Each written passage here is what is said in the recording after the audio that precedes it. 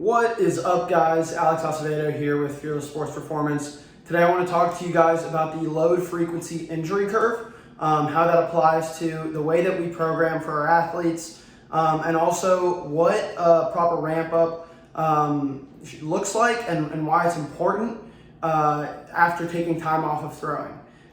So this is the load frequency injury curve right here. So as you're going to see here, you have load on the y-axis and frequency on the x-axis.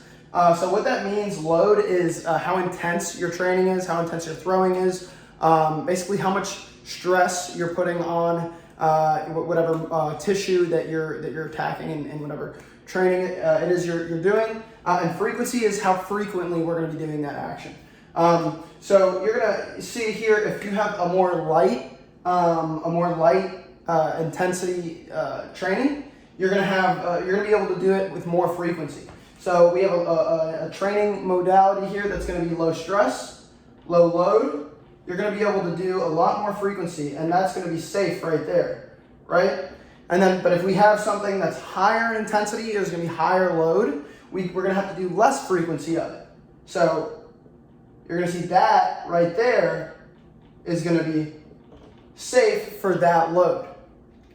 And how does this apply to our training? Well, our higher intensity days, our long toss, our max days and lifting, we're not going to be able to do as often, especially if we haven't done that training very often in the past.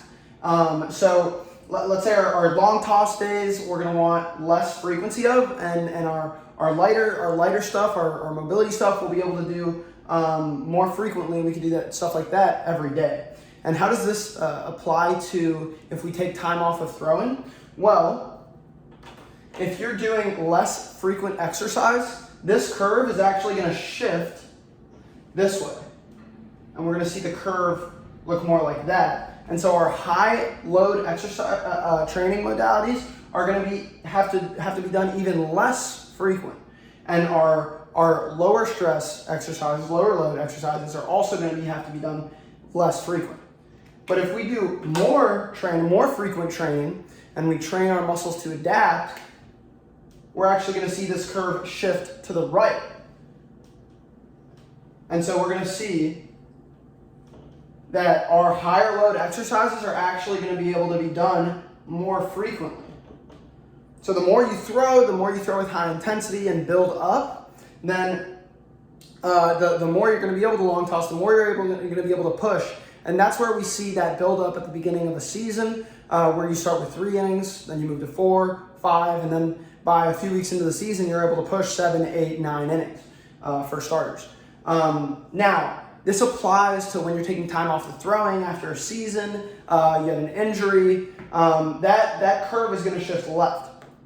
So we're going to have to slowly ramp up that intensity so that we can slowly get that curve to shift over time more towards the right and take on more frequent load before just jumping into a program. So you don't want to jump into a program right away, because that curve is actually going to be shifted to the left after that time off. And if you apply that high load with high frequency, you're going to jump into this part where it's right of the curve, and everything right of the curve, that's what we're going to find.